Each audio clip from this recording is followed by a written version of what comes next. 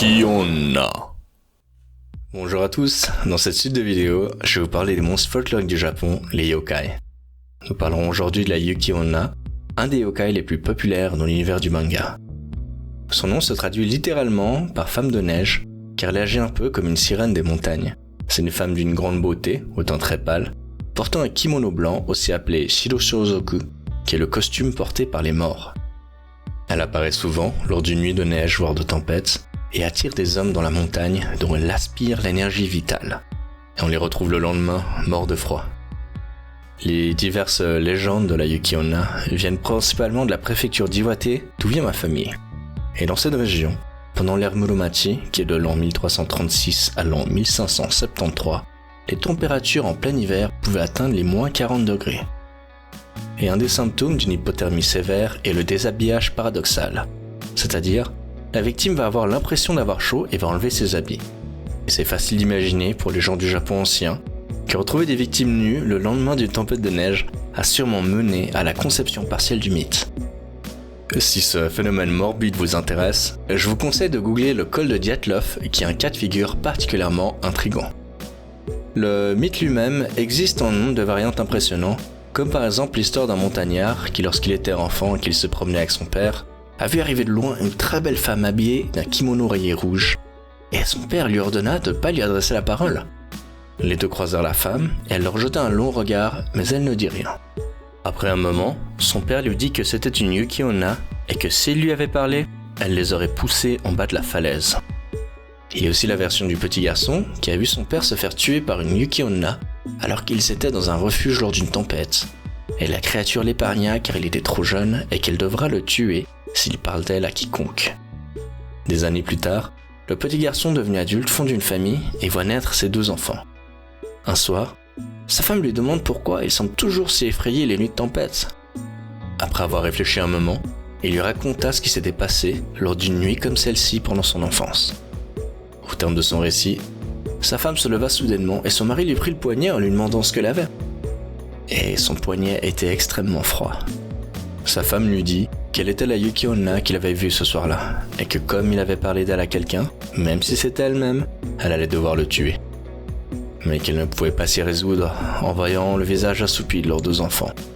Elle lui dit ensuite qu'il devra promettre de bien les éduquer et qu'ils grandissent en bonne santé, ou alors elle reviendra pour mettre fin à ses jours. Sur ces mots, elle sembla fondre petit à petit pour se transformer en brume glacée et disparaître par la cheminée. Il y a encore la version où elle demande au passant de porter son enfant, qui deviendra de plus en plus lourd, jusqu'à ce que la personne s'enfonce dans la neige et meure de froid. C'est une version qui ressemble un peu à la manière d'opérer d'un autre yokai, Ubume, que vous pourrez découvrir sur la chaîne de Manon-Vril, qui vient de la même unique moi, à Toulouse. La chaîne s'appelle C'est une autre histoire, et la vidéo c'est Monstres japonais sont votre pire angoisse. Je vous mettrai un lien en description, sa chaîne est très cool, je vous encourage à aller la voir. Pour en revenir à cette légende, il n'y a apparemment qu'une seule personne qui ait réussi à contrer ce stratagème, un samouraï inconnu qui a tenu son tanto, c'est une sorte d'épée courte japonaise, dans sa bouche, avec la pointe près du visage de l'enfant. Ce dernier n'est pas devenu plus lourd, et après un moment, la Yuki Onna l'a apparemment remercié, puis lui a laissé quelques pièces d'or et a disparu. Il existe une multitude d'autres versions, notamment celle qui a l'apparence d'une vieille femme à moitié dénudée, qui traîne des miroirs au bout de chaîne en agitant un gohei, un outil sacré utilisé notamment dans certains rituels shinto et païens. On pense que c'est des restes du temps où elle était une prêtresse du dieu local de la fertilité et des récoltes.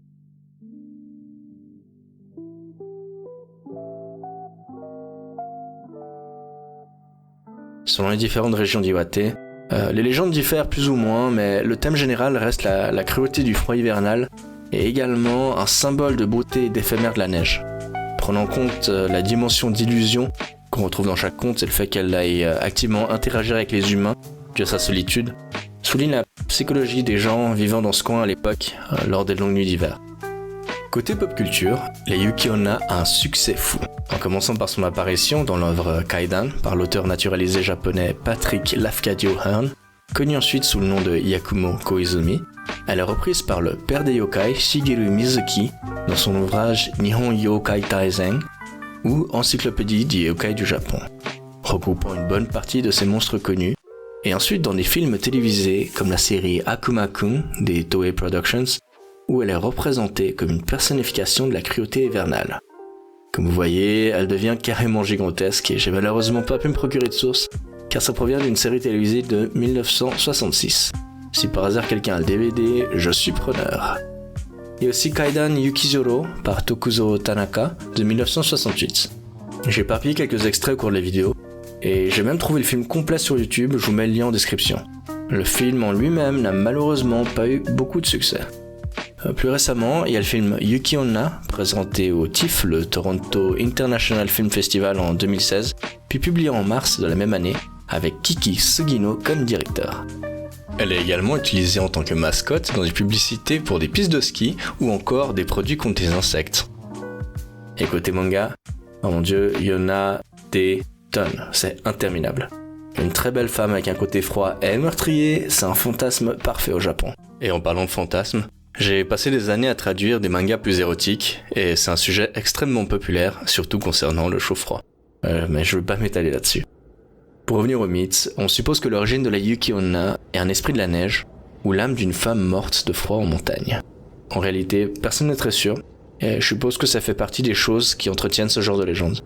Je suis allé rendre visite à ma famille le mois dernier à Iwate, et j'ai eu l'occasion de parler à quelques locaux, et certains d'entre eux jurent d'avoir vu de loin une femme en kimono en pleine montagne un soir de neige. Alors il semblerait qu'aujourd'hui encore, il existe des gens qui l'aperçoivent ça et là en hiver, alors vous aussi, faites attention quand vous vous promenez en montagne de ne pas croiser la Yuki Onna. Prenez bien soin de vous et faites attention de ne pas attraper froid. Bye bye.